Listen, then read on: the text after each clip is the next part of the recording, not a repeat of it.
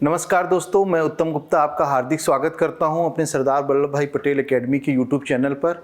और आज मैं पॉलिटी का जो लास्ट लेक्चर हम लोगों ने आपके सामने लाया था वो आर्टिकल 352, 356, 360 और उसके बाद हम लोगों ने लाया था संविधान संशोधन। आज का लेक्चर हम राष्ट्रपति के टॉपिक से उठा रहे हैं और इसके तहत हम लोग पढ़ने जा रहे हैं राष्ट्रपति की क्षमादान शक्तियाँ। इस लेक्चर में मैं राष्ट्रपति की क्षमादान शक्तियों को तो हम लोग समझेंगे ही, और साथ में हम राज्यपाल की क्षमादान शक्तियों को भी देखेंगे। दोनों की क्षमादान शक्तियों में क्या मूलभूत अंतर है उसको भी समझने की कोशिश करेंगे। किस अनुच्छेद के तहत भारत के राष्ट्रपति को क्षमादान शक्तियां दी गई हैं तथा किस अनुच्छेद के तहत राज्यों के राज्यपालों को क्षमादान शक्तियां प्रदान की गई हैं। इन सभी चीज़ों को, इन सभी प्रश्नों का उत्तर आज के इसमें हम ढूंढने की कोशिश करेंगे। सबसे पहली बात हम ये समझते हैं कि क्षमादान की जो शक्ति है वह भारत के राष्ट्रपति को क्यों दी गई है। समझने की बात यह है कि जब न्यायपालिका ऑलरेडी एग्जिस्ट करती है भारत में, सबऑर्डिनेट कोर्ट है, हाई कोर्ट है, उसके बाद सुप्रीम कोर्ट है, इसके बाद भारत के राष्ट्रपति को क्यों क्षमादान शक्तियां प्रदान की गई हैं। इसका उत्तर ये है कि ये माना गया कि हो सकता है न्यायपालिका से कभी न कभी या कभी किन्हीं परिस्थितियों में कुछ तथ्यों को संज्ञान में लेने पर भूल हो जाए या किन्हीं कारणवश से मानवीय भूल हो जाए और किसी व्यक्ति को अत्यधिक कठोर सजा प्राप्त हो जाए। विभिन्न परिस्थितियों में मानवीय भूलों को कंसीडर करते हुए राष्ट्रपति को भी ये शक्ति प्रदान की गई कि वह अपनी क्षमादान शक्तियों का प्रयोग कर सकता है। न्यायपालिका के विरुद्ध जो न्यायपालिका ने सज़ा दी है उस सज़ा को कम कर सकता है, उस सज़ा को, उसकी मात्रा को भी कम कर सकता है, उसकी प्रकृति को भी बदल सकता है, चाहे तो पूर्ण रूप से माफ़ कर दे। ये सभी शक्तियाँ भारत के राष्ट्रपति को प्रदान की गई है। अब एक सवाल ये उठता है कि क्या भारत के राष्ट्रपति की क्षमादान शक्ति भारत के राष्ट्रपति की स्वविवेकी शक्ति है? तो इसका जवाब है बिल्कुल नहीं है। भारत के राष्ट्रपति जब अपनी क्षमादान शक्तियों का प्रयोग अनुच्छेद 72 के तहत करेगा तो वह मंत्रिपरिषद की सिफारिश के अनुसार ही अपनी क्षमादान शक्तियों का प्रयोग करेगा। तो इसको हमको समझना होगा, ये ध्यान रखेंगे। इसके बाद हम लोग देखते हैं कि भारत का जो राष्ट्रपति है कितने प्रकार की क्षमादान शक्तियों का प्रयोग करता है, ठीक है, और किस अनुच्छेद के तहत करेगा। तो भारत का राष्ट्रपति अनुच्छेद 72 के तहत अपनी क्षमादान शक्तियों का प्रयोग करता है। भारत का राष्ट्रपति 5 प्रकार की क्षमादान शक्तियों का प्रयोग करता है।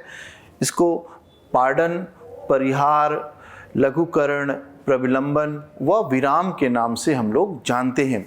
फिर से चलते हैं आगे, थोड़ा सा स्लाइड के माध्यम से देखिए मैंने यहाँ पे पूरा नाम मेंशन किया हुआ। 5 प्रकार की क्षमादान शक्तियाँ। पहला पार्डन, परिहार, लघुकरण, विराम व प्रविलंबन।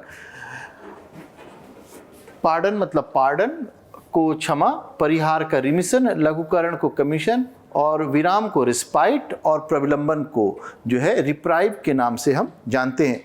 पार्डन का मतलब क्या होता है, एक एक क्षमादान शक्तियों को हम समझते हैं। पार्डन का मतलब होता है कि किसी व्यक्ति को जो भी सज़ा मिली है उसको पूर्ण रूप से माफ़ कर देना। इसका मतलब क्या हुआ कि यह मानना कि उस व्यक्ति ने कोई सज़ा, कोई गलती की ही नहीं है और उसको पूर्ण रूप से, पार्डन का मतलब होता है उसको जो दोष था उसको पूर्ण रूप से उसको माफ़ कर दिया गया, इसको कहते हैं पार्डन। तो ये फर्स्ट हमारा पार्डन हो गया, इसको दिमाग में रखना हमको। इसके बाद परिहार जो है, देखिए परिहार का मतलब ये होता है कि किसी व्यक्ति को जो सज़ा मिली हुई है उस सज़ा की जो मात्रा है उसको कम कर देना, मात्रा को कम कर देना। इसका मतलब क्या होता है, सज़ा की मात्रा को कम करने का मतलब क्या होता है, देखिएगा कि जैसे मान लीजिए कि किसी को 20 साल की सज़ा प्राप्त है उस 20 साल की सजा को कम करके 10 साल की सजा में बदल देना, इसको कहते हैं परिहार या रिमिशन। ठीक है, लघुकरण में देखना है, यहाँ पर जो है प्रकृति में परिवर्तन आएगा, नेचर में परिवर्तन आएगा, सजा की नेचर में परिवर्तन आना है। नेचर का मतलब क्या हुआ कि जैसे मान लीजिए कि किसी को कठोर सजा दी गई है, 10 साल की कठोर सजा उसको दी गई है, इस कठोर सजा को कन्वर्ट करके इसको सामान्य सजा में बदल देना, ये कहलाता है हमारा लघुकरण। तो अब समझिएगा, इसमें हमने क्या किया, पूर्ण रूप से माफ कर दिया, पूर्ण रूप से क्षमा कर दिया, मतलब दोष रहित कर दिया। ये मान लिया कि व्यक्ति ने कभी कोई गलती की ही नहीं है, किसी भी कानून का उल्लंघन किया ही नहीं है। इसके लिए होता है परिहार में जो होता है, इसकी जो है क्वांटिटी को कम कर दिया जाता है, मात्रा में कम कर दिया जाता है, नेचर नहीं बदला गया है। मान लीजिए कि एक कठोर होता, कठोर व 20 साल की सजा, तो ये कठोर ही रहता कठोर ही, लेकिन इस 20 साल की मात्रा को घटा करके 10 साल कर दिया जाता। लघुकरण में हम लोग ये पढ़ रहे हैं कि जब लघुकरण को यूज़ किया जाता है तो इसमें नेचर में चेंज आता है, तो ये ध्यान रखिएगा। इसके बाद नेक्स्ट में आते हैं रिस्पाइट। रिस्पाइट का मतलब क्या होता है कि किसी व्यक्ति को जो है उसके मात्रा व प्रकृति जो सजा मिली है दोनों में कमी कर देना। मात्रा व प्रकृति मतलब अगर इसको उदाहरण ले लें, कठोर सजा 20 साल, तो कठोर को करके सामान्य सजा और इस सामान्य सजा को घटाते हुए, और ये 20 की जगह 10 साल, ध्यान रखिएगा। तो कठोर की जगह क्या आ गई, आपकी सामान्य, और 20 साल की जगह जो सजा थी वह 10 साल में कन्वर्ट कर दी गई। इसको बोलते हैं विराम। प्रविलंबन क्या होता है, प्रविलंबन का मतलब होता है, रिप्राइव का मतलब होता है कुछ समय के लिए जो सजा दी गई है उसके क्रियान्वयन को होल्ड कर लेना, है ना। तो इसका क्या मतलब होता है, सजा के क्रियान्वयन को कुछ समय के लिए रोक देना, इसको बोलते हैं प्रविलंबन। ध्यान रखिएगा, ये 5 तरह की भारत का राष्ट्रपति जो है क्षमादान शक्तियों का प्रयोग कर रहा है। पहली शक्ति हम लोग ने पढ़ा पार्डन, दूसरी शक्ति हम लोगों ने पढ़ा पार्डन को क्षमा, दूसरे को पढ़ा परिहार, इंग्लिश में इसको हम लोग रिमिशन के नाम से जानते हैं। तीसरा आया लघुकरण या कम्यूटेशन, चौथा आया विराम या हमारा रिस्पाइट, और 5वां आया प्रविलंबन या रिप्राइव। ये 5 प्रकार की क्षमादान शक्तियाँ जो है भारत के राष्ट्रपति को दी गई है। अनुच्छेद 72 के तहत भारत का राष्ट्रपति इन 5 प्रकार की क्षमादान शक्तियों का प्रयोग करता है। ये भी ध्यान रखिएगा कि यह भारत के राष्ट्रपति की विवेकी शक्ति ना होकर के, बल्कि मंत्रिपरिषद की सिफारिश के अनुसार भारत का राष्ट्रपति ये जो है अपनी 5 प्रकार की शक्तियों का प्रयोग करेगा। अब क्या अगला क्वेश्चन यहाँ पे देखते हैं, क्या भारत के राष्ट्रपति के अलावा किसी अथॉरिटी को यहाँ पर और ऐसी क्षमादान शक्तियाँ मिली हैं?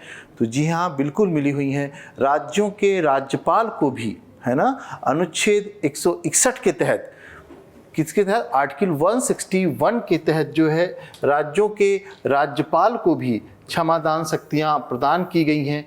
तो आर्टिकल 161 के तहत तो क्या राज्यपाल के स्वविवेकी शक्तियां हैं? बिल्कुल नहीं है। राज्यपाल अपनी इन क्षमादान शक्तियों का प्रयोग राज्य के मंत्रिपरिषद की सिफारिश के अनुसार ही करेगा। ठीक है, तो अंतर क्या है? अंतर ये है कि भारत के राष्ट्रपति को राज्यपाल की अपेक्षा ज़्यादा क्षमादान शक्तियां प्राप्त हैं, एक तो ये ध्यान रखिएगा। और कुछ मुद्दे पर राज्यपाल जो है वह अपनी क्षमादान शक्तियों का प्रयोग नहीं कर सकता है। कौन कौन से ऐसे मुद्दे हैं जहां पर राज्य का राज्यपाल अपनी क्षमादान शक्तियों का प्रयोग नहीं कर पाएगा?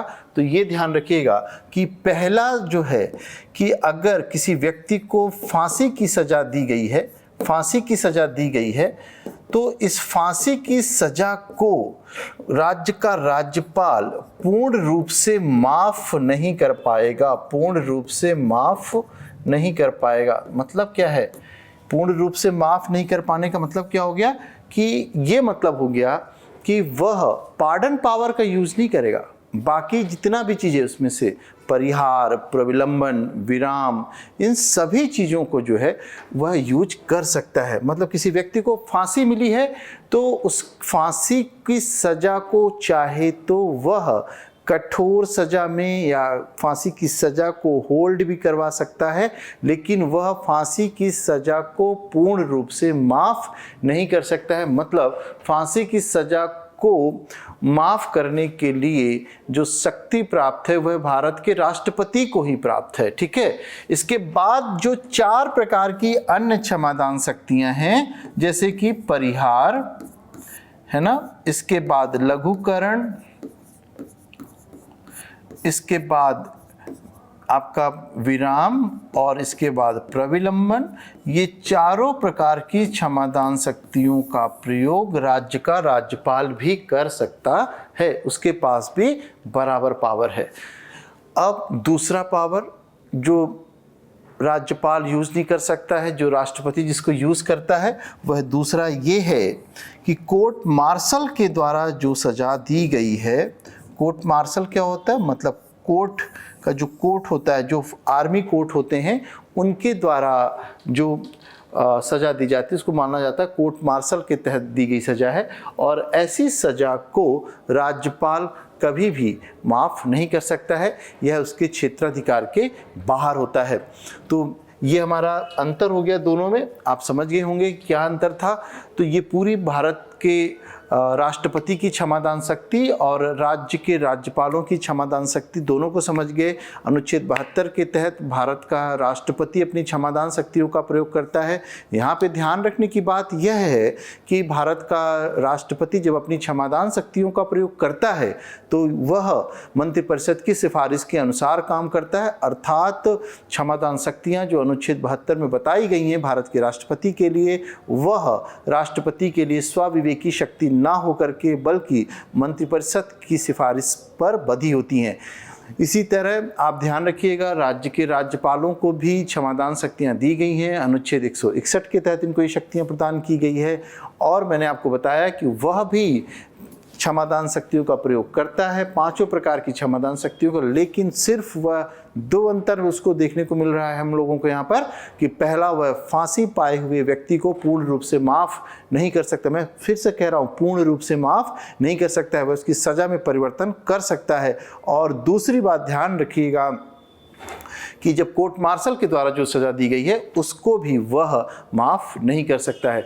तो ये हमारी भारत के राष्ट्रपति व राज्यपाल को जो क्षमादान शक्तियाँ प्रदान की गई थी उसके लिए लेक्चर था हम लोगों ने, और मैं आशा कर रहा हूँ आप इसमें पूर्ण रूप से समझ गए होंगे। यहाँ पे क्वेश्चंस बहुत अच्छा आ सकता है आपके प्रीलिम्स, यूपीएससी, पीएससी सबके ये क्वेश्चन बहुत इंपॉर्टेंट रहेंगे। और यूपीएससी में और अगर हम पीएससी के मेंस में देखें तो यहाँ से छोटे क्वेश्चंस बना सकता है 3-3 नंबर के कि परिहार का मतलब क्या होता है, लघुकरण का मतलब। यहाँ पे आपको याद कराने के लिए मैं बता देता हूँ आप कैसे इसको याद करेंगे कि परिहार, इसको पढ़िएगा क्वांटिटी, परिहार की मात्रा। लघुकरण पढ़िएगा कि लघु की प्रकृति। तो यहाँ पे नेचर चेंज हो रहा है, nature of commutation, quantity of remission. ठीक है। रिस्पाइट का मतलब है कि we have to use both things, quantity and the nature. दोनों चीज़ों में चेंज वी कैन चेंज कब कर सकते हैं? Under the respite condition. Reprieve या प्रविलंबन का मतलब ये होता है कि यहाँ पर प्रेसिडेंट क्या करेगा? To hold the execution of the punishment for the some times. ये कैसी कंडीशंस हैं जब भारत का राष्ट्रपति प्रविलंबन का प्रयोग कर रहा है?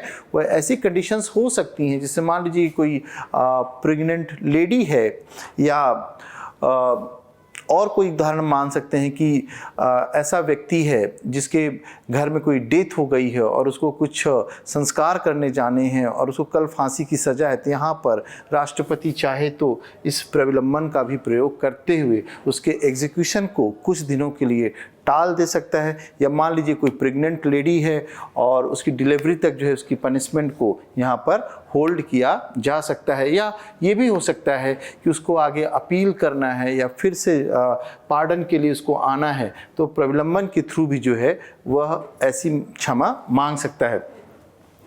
तो ये भारत के राष्ट्रपति व राज्य के राज्यपाल की क्षमादान शक्तियाँ थीं।